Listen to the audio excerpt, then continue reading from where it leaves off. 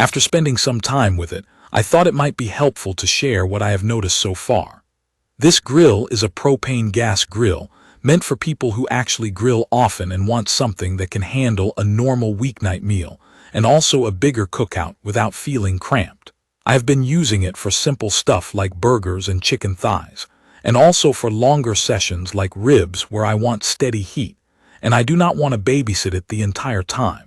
What makes it interesting to me is not anything flashy. It is the basic layout that ends up being practical. It has 3 main burners under the lid, plus a side burner. That sounds normal on paper, but in real use it matters because I can set up more than one heat zone without fighting the controls. I can sear on one side, keep things moving on medium heat in the middle, and park food on a lower setting without it getting wrecked. The cooking space feels like the right size for a family meal, and it is also enough room for a small group when I have people over. I have done a mix of burgers, sausages, and vegetables at the same time, and did not feel like I was stacking food on top of itself. There is also a warming rack, and I ended up using it more than I expected. When I am cooking in batches, I can slide finished buns or chicken up there and keep them warm while I finish the rest. In person, it feels like a straightforward grill. The body is steel, and it has that solid, slightly heavy feel when you open and close the lid. Nothing about it feels delicate. The grates are porcelain coated, and that has been helpful for 2 reasons. Food releases pretty easily once it is properly seared, and cleanup is not a huge job if I deal with it while the grill is still a little warm. I am not saying it cleans itself. I still have to brush it, but it is not the kind of grate where everything welds itself on. The lid has a built-in temperature gauge. I know these are never perfect, but it is useful for a quick reality check.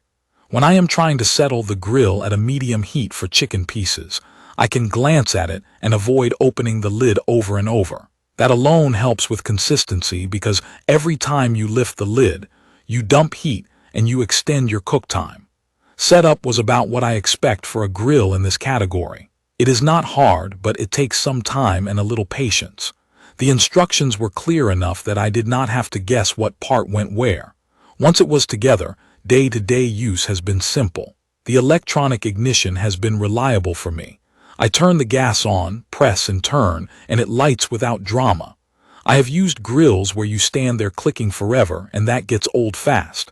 This one has been consistent. In normal use, the side shelf ends up being a bigger deal than it sounds. When I am grilling, I always need a place to put a tray, a plate, tongs, and seasoning. When I am not using the side burner, that area becomes my prep spot. The side burner itself is handy when I want a warm sauce or cook something small without running back inside. I have used it to heat barbecue sauce and sauté onions while the main grates were full. It is not a replacement for a full stove, but it does what I need it to do. Mobility is fine. It has wheels, so I can reposition it on my patio without needing help. I would not want to drag it across gravel or a rough yard all the time, but for normal moving and storage, it is manageable. The propane tank access is also practical. Swapping a tank is not a puzzle, and I appreciate that because the last thing I want is to wrestle with hardware when I am trying to start dinner. Cooking performance is where I have the most to say, because that is what actually matters. The 3 burners let me set up real zones. One night I did thick burgers, and I wanted a strong sear without burning the outside before the inside was done. I preheated, got the grates hot, and the sear marks came in quickly. Then I moved them to a gentler spot to finish. That kind of control is the difference between guessing and cooking with intent. Heat distribution has been mostly even across the main area. I still notice that some spots run a little hotter, which is normal for gas grills, but it is not the kind of situation where one corner is scorching and the other corner is barely cooking. When I grill vegetables like peppers and zucchini, they cook at a predictable pace across the grates. With chicken, I am not constantly shuffling pieces around just to avoid random cold spots. For longer cooks like ribs, I am not treating this like a smoker, but I can run a lower heat and keep the lid closed, and it stays stable enough that I am not chasing the knobs every few minutes. I do have to pay attention to wind.